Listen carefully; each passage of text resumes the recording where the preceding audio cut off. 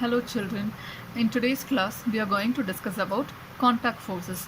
So about force we have discussed so many topics already. So force is nothing but pushing or pulling an object from one place or to the other place. So the force may change the position of the object or even it may change the shape of the object.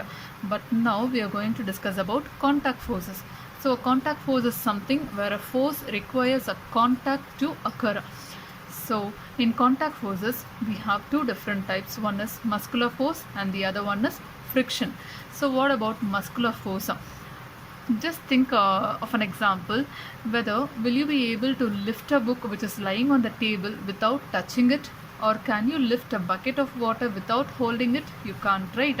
So you need to apply some force on that object where your body has to be in contact with the object to lift a book or to lift a bucket of water. Yes, so the contact may also be with the help of a stick or with a piece of rope, anything it can be. When we push an object like a school bag or lift a bucket of water, so where does the force come from?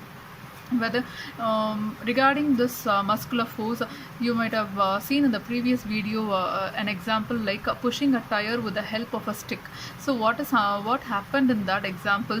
The boy continuously pushes the tire with the help of a stick and the tire keeps moving in the forward direction and it keeps moving very fast. So he is using his hand along with a stick to push that particular object. Got it? So what is happening even here in this muscular force? You're making use of your muscles in your body. So the action of muscles in your body is the resultant where the objects will be able to lift with the help of your hand. So this force is caused by the action of muscles in our body, and the force resulting due to the action of muscles is known as the muscular force. Got it? And just look at this example. Muscular force of animals is used to carry out many difficult tasks. That is, even the animals are used to carry out the muscular force. That see here in this picture, two oxes were carrying were carrying a load, and it is pulling the cart with the help of their muscles. So what is happening here? The muscular force is being applied where the muscles of the oxes were coming in contact with the object, which is also called as a contact force. I hope you understood this topic. So let us look into friction.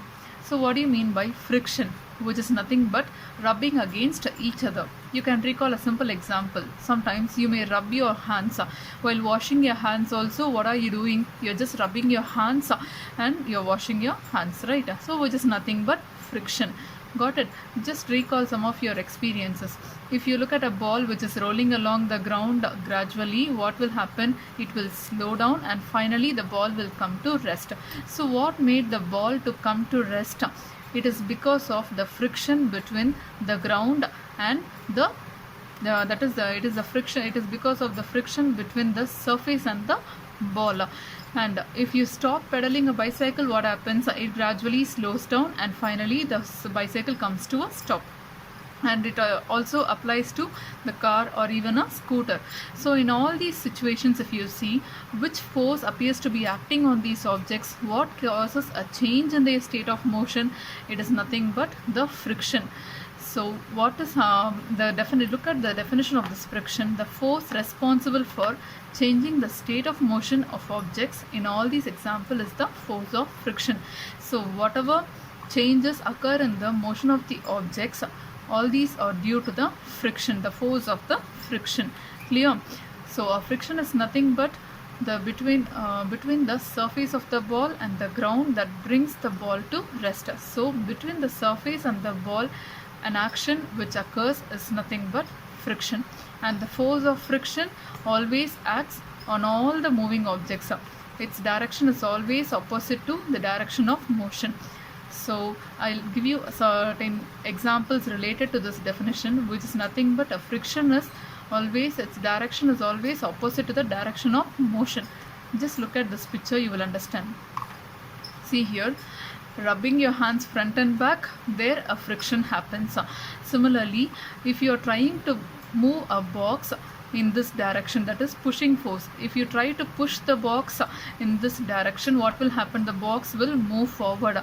So this arrow mark represents the box is moving forward, but here the friction is always opposite to the movement of the motion, which we have already discussed in the previous statement. See, a friction, its direction is always opposite to the direction of motion. That is what I have explained here. So when you move the box forward, here a friction, that is between the surface and the box, a situation occurs which is called friction.